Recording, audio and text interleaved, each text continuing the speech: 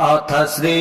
हनुमान अष्टोत्तर शतनाम स्तोत्रम्। आञ्जनेयो महावीरो हनुमान मारुतात्मजः तत्त्वज्ञानप्रदः सीता देवी मुद्रा प्रदायकः अशोकवनिकाच्छेत्ता सर्वमाया विभञ्जनः सर्वबन्धविमोक्ता च रत्यो विध्वंसकारकः परविद्यापरिहारः परशौर्यविनाशनः परमन्त्रनिराकर्ता परयन्त्र प्रभेदकः सर्वग्रह विनाशी च भीमसेन सहायकृत सर्वदुःखहरः सर्व लोकचारी मनोजवः पारिजातद्रुमूलस्थः सर्वमन्त्रस्वरूपवान् सर्वतन्त्रस्वरूपी च सर्वयन्त्रात्मकस्तथा कपीश्वरो महाकायः सर्वरोगहरः प्रभुः बलसिद्धिकरः सर्व विद्यासम्पत्प्रदायकः कपिसेनानायकश्च भविष्यश्चतुराननः कुमार ब्रह्मचारी च रत्नकुण्डलदीप्तिमान् सञ्चलद्वालसन्नद्ध लम्बमानशिखोज्ज्वलः गन्धर्वविद्यातत्त्वज्ञो महाबलपराक्रमः काराग्रह विमुक्ता च शृङ्खलाबन्धमोचकः सागरोत्तारकः प्राज्ञो रामदूतः प्रतापवान् वानरः केसरीसुतः सीताशोकनिवारकः अञ्जनागर्भसम्भूतो बालार्कसदृशाननः विभीषणप्रियकरो दशग्रीवकुलान्तकः लक्ष्मणप्राणदाता च वज्रकायो महाद्युतिः चिरञ्जीवी रामभक्तो दैत्यकार्यविघातकः अक्षहन्ता काञ्चनाभः पञ्चवक्त्रो महातपाः लङ्किणीभञ्जनः श्रीमान् सिंहिका प्राणभञ्जनः गन्धमादनशैलस्थो लङ्कापुरविदाहकः सुग्रीव सचिवो विधीरः शूरो दैत्यकुलान्तकः सुरार्चितो महातेजा रामचूडामणिप्रदः कामरूपी पिङ्गलाक्षो वार्धिमेनाकपूजितः कबलीकृतमार्तण्ड मण्डलो विजितेन्द्रियः रामसुग्रीव सङ्घाता महिरावणमर्दनः स्फटिकायो वागधीशो नवव्याकृतिपण्डितः चतुर्बाहुर्दीनबन्धुर् महात्मा भक्तवत्सलः सञ्जीवननगाहर्ता शुचिर्वाग्मी दृढव्रतः कालनेमि प्रमथनो हरिमर्कटमर्कटः दान्तः शान्तः प्रसन्नात्मा शतकण्ठो मदापहृत योगी रामकथालोलः सीतान्वेषण पंडितः वज्रदंष्टो वज्रनखो रुद्रवीर्य समुद्भवः इन्द्रजित् प्रहितामोघ ब्रह्मास्त्र विनिवारकः पार्थध्वजाग्रसंवासी सरपञ्जरभेदकः दशबाहुर्लोकपूज्यो जाम्बवत्प्रीतिवर्धनः सीता समेत श्रीराम पादसेवाधुरन्धरः इत्येवं श्री हनुमतो नाम्नाम् अष्टोत्तरं शतम् यः पठेत् शृणुयात् नित्यम् सर्वान् कामान् वाप्नुयात्। आञ्जनेयो महावीरो हनुमान् मारुतात्मजः तत्त्वज्ञानप्रदः सीता देवी मुद्रा प्रदायकः अशोकवनिकाच्छेत्ता सर्वमाया विभञ्जनः सर्वबन्धविमोक्ता च रत्यो विध्वंसकारकः परविद्या परिहारः परशौर्य विनाशनः परमन्त्र निराकर्ता परयन्त्र प्रभेदकः सर्वग्रह विनाशी च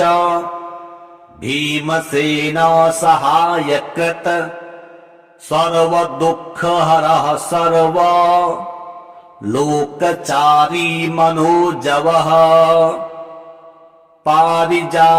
पारिजातद्रुमूलस्थः सर्वमन्त्रस्वरूपवान् सर्वतन्त्रस्वरूपी च सर्वयन्त्रात्मकस्तथा कपीश्वरो महाकायः सर्वरोगहरः प्रभुः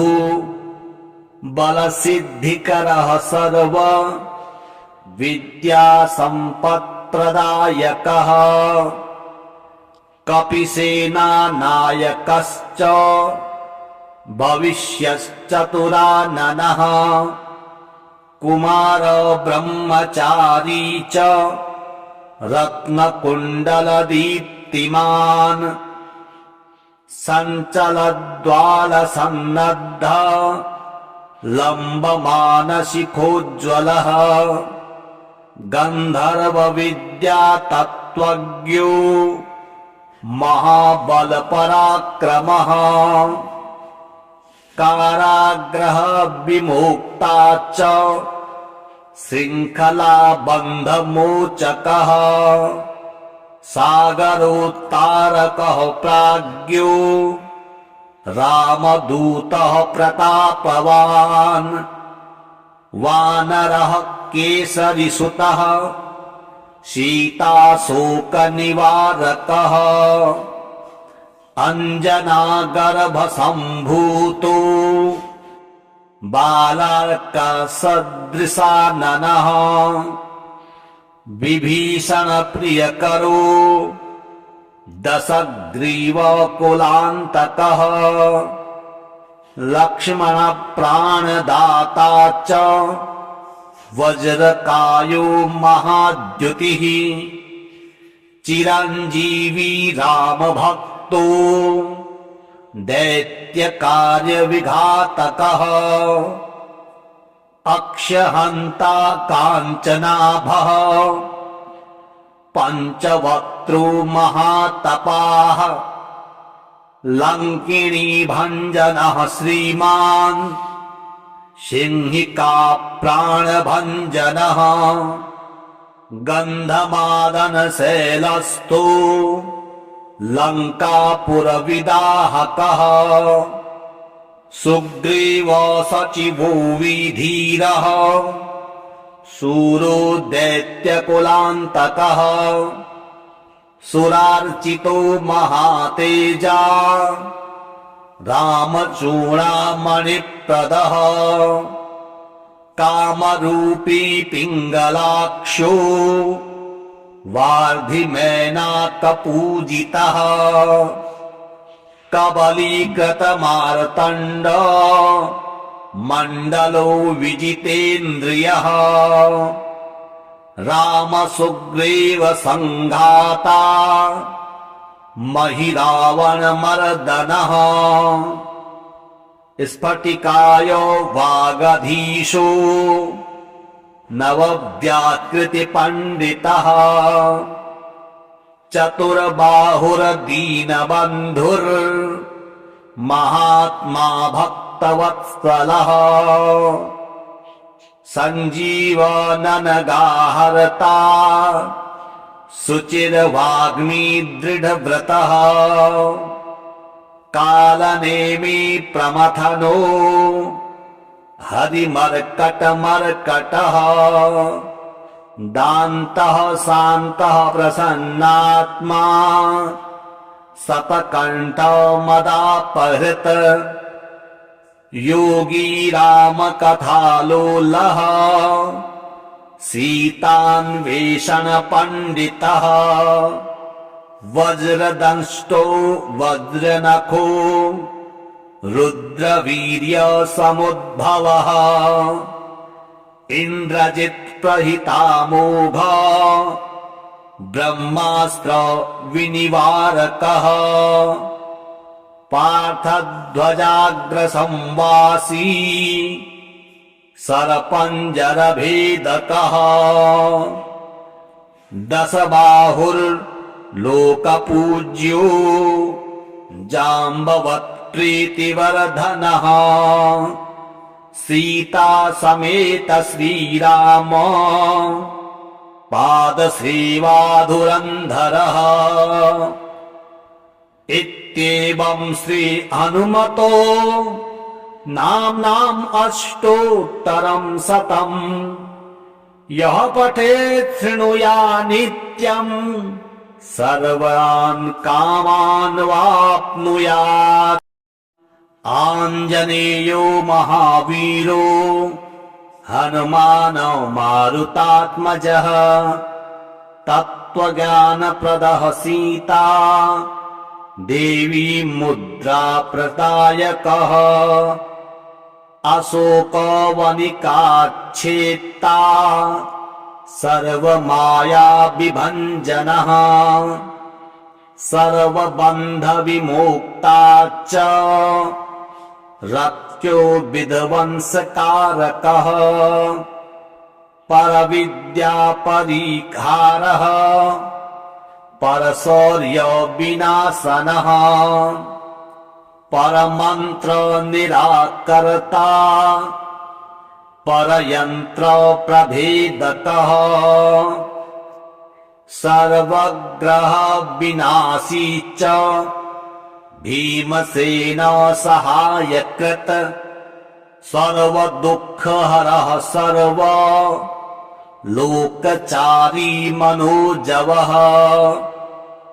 पारिजातद्रुमूलस्थः सर्वमन्त्रस्वरूपवान् सर्वतन्त्रस्वरूपी च सर्वयन्त्रात्मकस्तथा कपीश्वरो महाकायः सर्वरोगहरः प्रभुः बलसिद्धिकरः सर्व विद्यासम्पत्प्रदायकः प्रदायकः कपिसेनानायकश्च भविष्यश्चतुराननः कुमार ब्रह्मचारी च रत्नकुण्डलदीप्तिमान्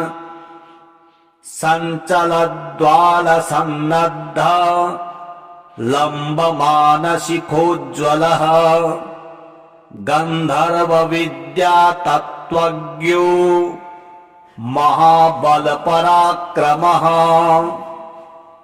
काराग्रहविमुक्ता च शृङ्खलाबन्धमोचकः सागरोत्तारकः प्राज्ञो रामदूतः प्रतापवान् वानरः केसरीसुतः सीताशोकनिवारकः अञ्जनागर्भसम्भूतो बालार्कसदृशाननः विभीषणप्रियकरो दशग्रीवकुलान्तकः लक्ष्मणप्राणदाता च वज्रकायो महाद्युतिः चिरञ्जीवी रामभक्तो दैत्यकार्यविघातकः अक्षहन्ता काञ्चनाभः पञ्चवक्त्रो महातपाः लङ्किणीभञ्जनः श्रीमान् सिंहिका प्राणभञ्जनः गन्धमादनशैलस्थो लङ्कापुरविदाहकः सुग्रीवो सचिवो विधीरः शूरो दैत्यकुलान्तकः सुरार्चितो महातेजा रामचूडामणिप्रदः कामरूपी पिङ्गलाक्षो वार्धिमेनाकपूजितः कबलीकृतमार्तण्ड मण्डलो विजितेन्द्रियः रामसुग्रीव सङ्घाता महिरावणमर्दनः स्फटिकायो वागधीशो नवव्याकृतिपण्डितः चतुर्बाहुर्दीनबन्धुर्महात्मा भक्तवत्सलः सञ्जीवननगाहर्ता शुचिर्वाग्मी दृढव्रतः कालनेमि प्रमथनो हरिमर्कटमर्कटः दान्तः शान्तः प्रसन्नात्मा शतकण्ठो मदापहृत योगी रामकथालोलः सीतान्वेषणपण्डितः वज्रदंष्टो वज्रनखो रुद्रवीर्यसमुद्भवः इन्द्रजित्प्रहितामोघः ब्रह्मास्त्र विनिवारकः पार्थध्वजाग्रसंवासी सरपञ्जरभेदकः दशबाहुर्लोकपूज्यो जाम्बवत्प्रीतिवर्धनः सीता समेत श्रीराम पादसेवाधुरन्धरः इत्येवं श्री हनुमतो नाम्नाम् अष्टोत्तरं शतम् यः पठेत् शृणुया नित्यम् सर्वान् कामान् वाप्नुयात्। आञ्जनेयो महावीरो हनुमान् मारुतात्मजः तत्त्वज्ञानप्रदः सीता देवी मुद्रा प्रदायकः अशोकवनिकाच्छेत्ता सर्वमाया विभञ्जनः सर्वबन्धविमोक्ता च रत्यो विध्वंसकारकः परविद्यापरिहारः परशौर्यविनाशनः परमन्त्रनिराकर्ता परयन्त्रप्रभेदकः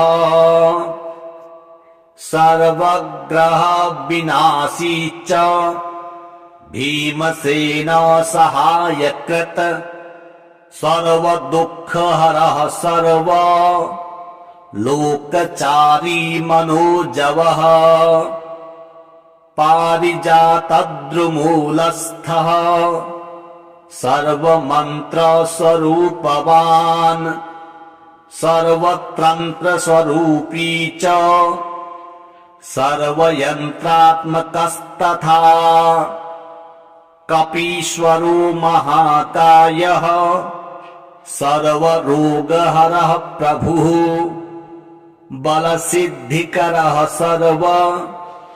विद्यासम्पत्प्रदायकः कपिसेनानायकश्च भविष्यश्चतुराननः कुमार ब्रह्मचारी च रत्नकुण्डलदीप्तिमान् सञ्चलद्वालसन्नद्ध लम्बमानशिखोज्ज्वलः गन्धर्वविद्यातत्त्वज्ञो महाबलपराक्रमः काराग्रहविमुक्ता च शृङ्खलाबन्धमोचकः सागरोत्तारकः प्राज्ञो रामदूतः प्रतापवान् वानरः केसरीसुतः सीताशोकनिवारकः अञ्जनागर्भसम्भूतो बालार्कसदृशाननः विभीषणप्रियकरो दशग्रीवकुलान्तकः लक्ष्मणप्राणदाता च वज्रकायो महाद्युतिः चिरञ्जीवी रामभक्तो दैत्यकार्यविघातकः अक्षहन्ता काञ्चनाभः पञ्चवक्त्रो महातपाः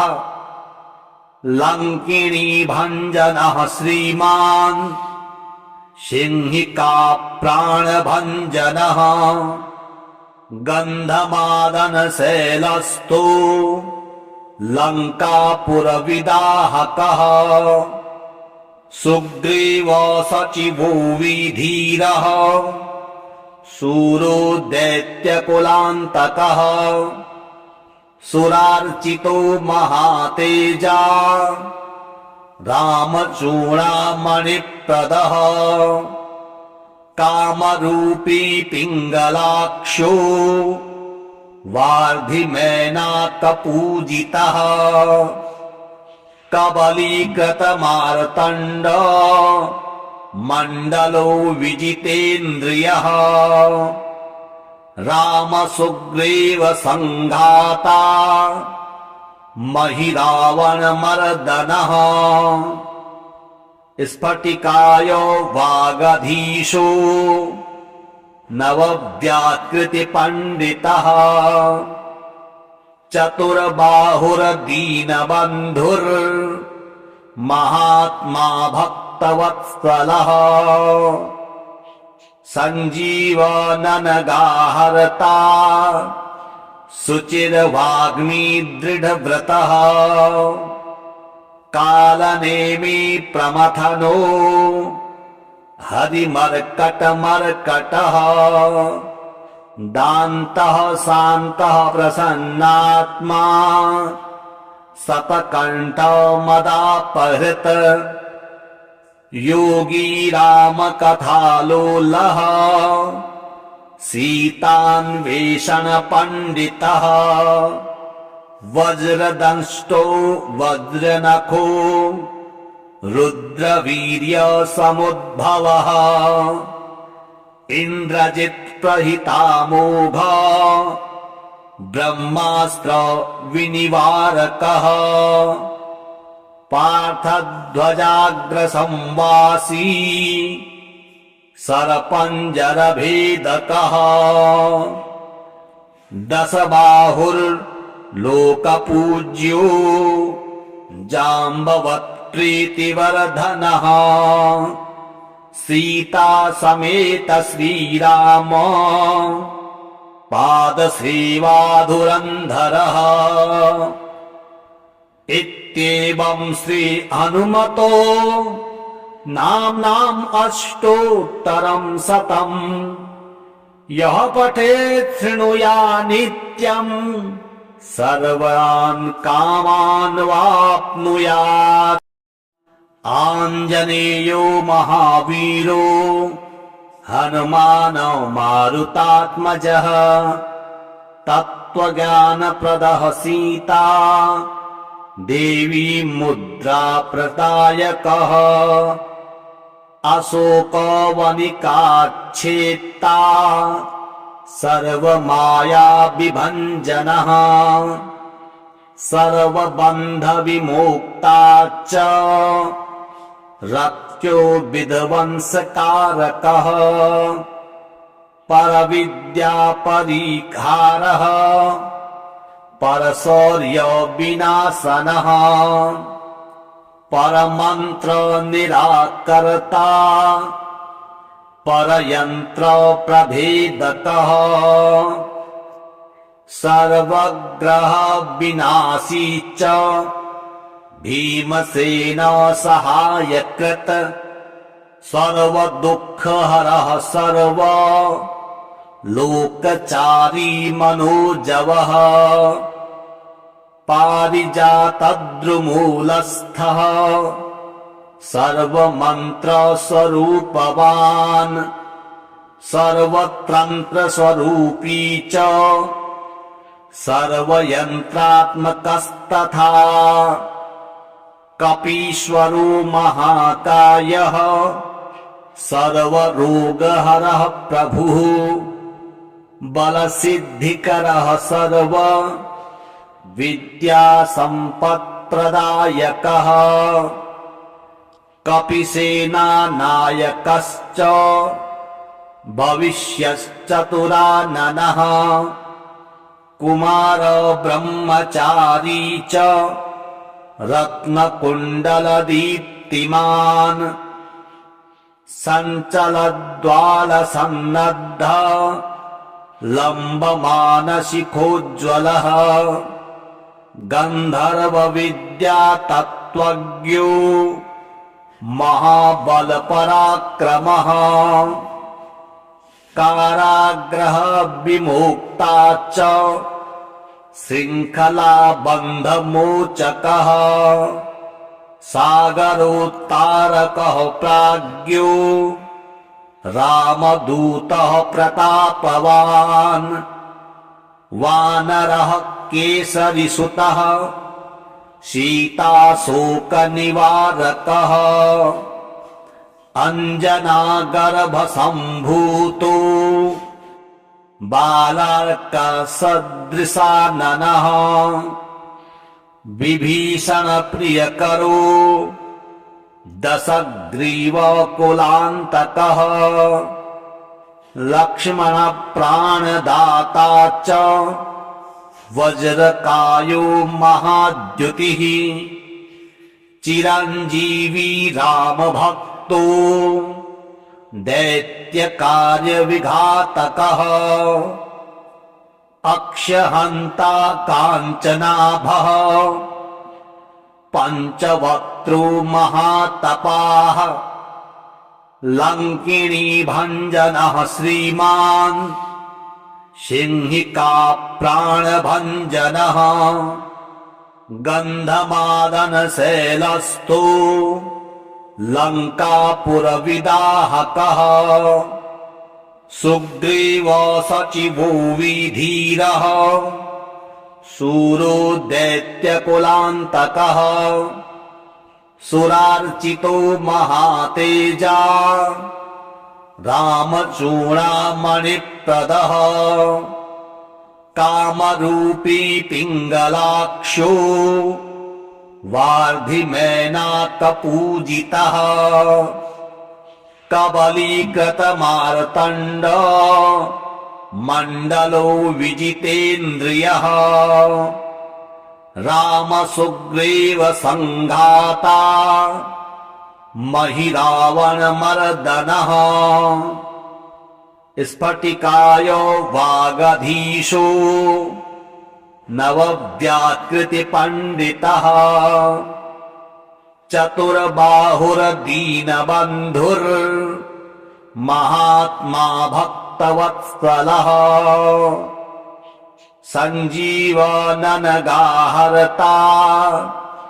शुचिर्वाग्मी दृढव्रतः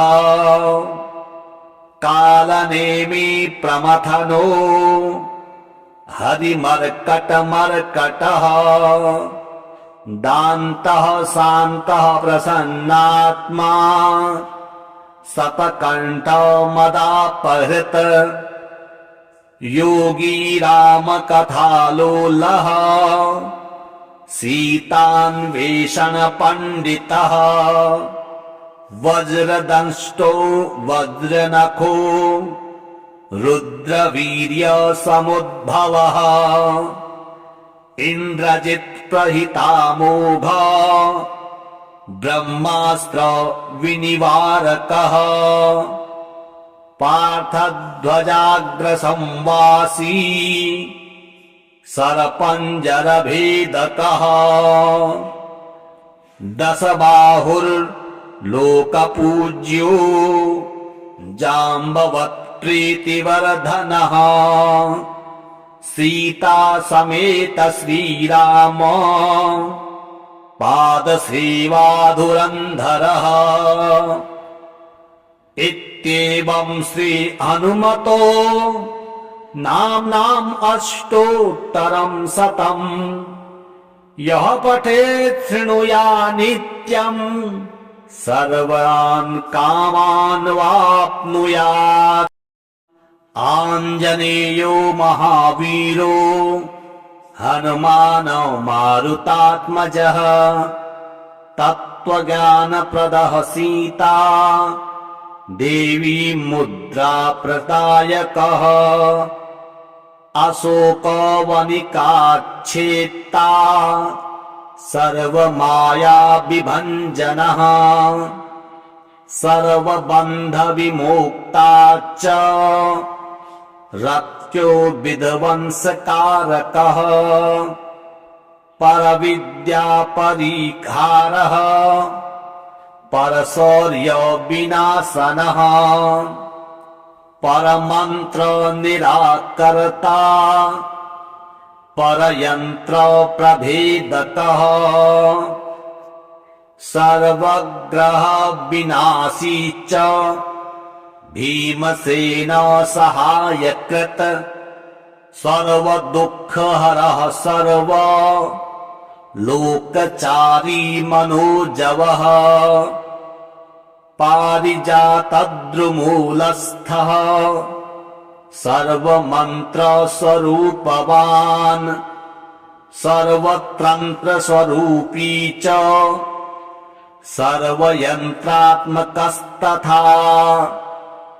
कपीश्वरो महाकायः सर्वरोगहरः प्रभुः बलसिद्धिकरः सर्व विद्यासम्पत्प्रदायकः कपिसेनानायकश्च भविष्यश्चतुराननः कुमार ब्रह्मचारी च रत्नकुण्डलदीप्तिमान् सञ्चलद्वालसन्नद्ध लम्बमानशिखोज्ज्वलः गन्धर्वविद्यातत्त्वज्ञो महाबलपराक्रमः काराग्रह विमुक्ता च शृङ्खलाबन्धमोचकः सागरोत्तारकः प्राज्ञो रामदूतः प्रतापवान् वानरः केसरीसुतः सीताशोकनिवारकः अञ्जनागर्भसम्भूतो बालार्कसदृशाननः विभीषणप्रियकरो दशग्रीवकुलान्तकः लक्ष्मणप्राणदाता च वज्रकायो महाद्युतिः चिरञ्जीवी रामभक्तो दैत्यकार्यविघातकः अक्षहन्ता काञ्चनाभः पञ्चवक्त्रो महातपाः लङ्किणीभञ्जनः श्रीमान् सिंहिका प्राणभञ्जनः गन्धमादनशैलस्थो लङ्कापुरविदाहकः सुग्रीवो सचिवो विधीरः शूरो दैत्यकुलान्तकः सुरार्चितो महातेजा रामचूडामणिप्रदः कामरूपी पिङ्गलाक्षो वार्धिमेनाकपूजितः कबलीकृतमार्तण्ड मण्डलो विजितेन्द्रियः रामसुग्रीव सङ्घाता महिरावणमर्दनः स्फटिकायो वागधीशो नवव्याकृतिपण्डितः चतुर्बाहुर्दीनबन्धुर्महात्मा भक्तवत्सलः सञ्जीवननगाहर्ता शुचिर्वाग्मी दृढव्रतः कालनेमि प्रमथनो हरिमर्कटमर्कटः दान्तः शान्तः प्रसन्नात्मा शतकण्ठो मदापहृत योगी रामकथालोलः सीतान्वेषणपण्डितः वज्रदंष्टो वज्रनखो रुद्रवीर्यसमुद्भवः इन्द्रजित्प्रहितामोघः ब्रह्मास्त्र विनिवारकः पार्थध्वजाग्रसंवासी सरपञ्जरभेदकः दशबाहुर्लोकपूज्यो जाम्बवत्प्रीतिवर्धनः सीता समेत श्रीराम पादसेवाधुरन्धरः इत्येवं श्री हनुमतो नाम्नाम् अष्टोत्तरं शतम् यः पठेत् शृणुया नित्यम् सर्वान् कामान् वाप्नुयात्। आञ्जनेयो महावीरो हनुमान् मारुतात्मजः तत्त्वज्ञानप्रदः सीता देवी मुद्रा प्रदायकः अशोकवनिकाच्छेत्ता सर्वमाया विभञ्जनः सर्वबन्धविमोक्ताच्च रत्यो विध्वंसकारकः परविद्यापरिहारः परशौर्यविनाशनः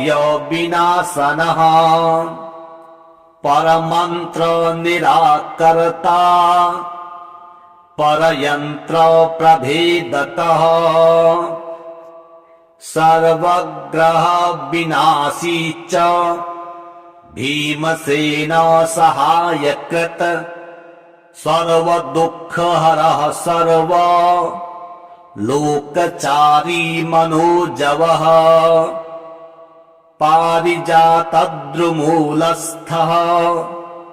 सर्वमन्त्रस्वरूपवान् सर्वतन्त्रस्वरूपी च सर्वयन्त्रात्मकस्तथा कपीश्वरो महाकायः सर्वरोगहरः प्रभुः बलसिद्धिकरः सर्व विद्यासम्पत्प्रदायकः कपिसेनानायकश्च भविष्यश्चतुराननः कुमार ब्रह्मचारी च रत्नकुण्डलदीप्तिमान् सञ्चलद्वालसन्नद्ध लम्बमानशिखोज्ज्वलः गन्धर्वविद्यातत्त्वज्ञो महाबलपराक्रमः काराग्रहविमुक्ता च शृङ्खलाबन्धमोचकः सागरोत्तारकः प्राज्ञो रामदूतः प्रतापवान् वानरः केसरीसुतः सीताशोकनिवारकः अञ्जनागर्भसम्भूतो बालार्कसदृशाननः विभीषणप्रियकरो दशग्रीवकुलान्तकः लक्ष्मणप्राणदाता च वज्रकायो महाद्युतिः चिरञ्जीवी रामभक्तो दैत्यकार्यविघातकः अक्षहन्ता काञ्चनाभः पञ्चवक्त्रो महातपाः लङ्किणीभञ्जनः श्रीमान् सिंहिका प्राणभञ्जनः गन्धमादनशैलस्थो लङ्कापुरविदाहकः सुग्रीव सचिवो विधीरः शूरो दैत्यकुलान्तकः सुरार्चितो महातेजा रामचूडामणिप्रदः कामरूपी पिङ्गलाक्षो वार्धिमेनाकपूजितः कबलीकृतमार्तण्ड मण्डलो विजितेन्द्रियः रामसुग्रीव सङ्घाता महिरावणमर्दनः स्फटिकायो वागधीशो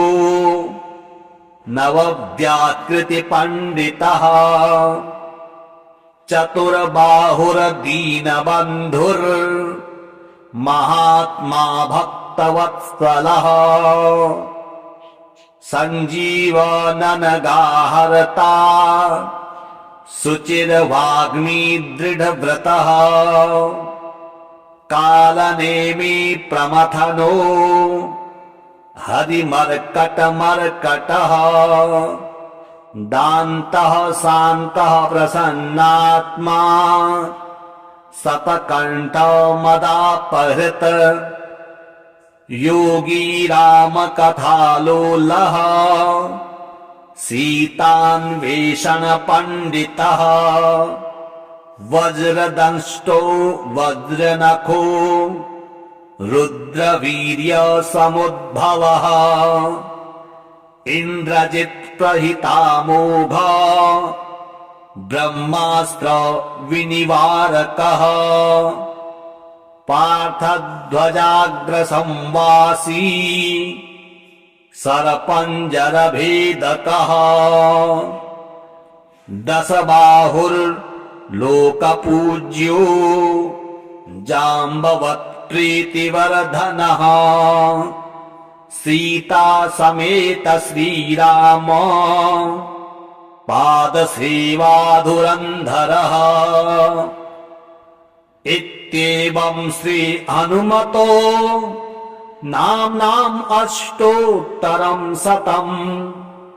यः पठेत् शृणुयात् नित्यम् सर्वान् कामान् वाप्नुयात्।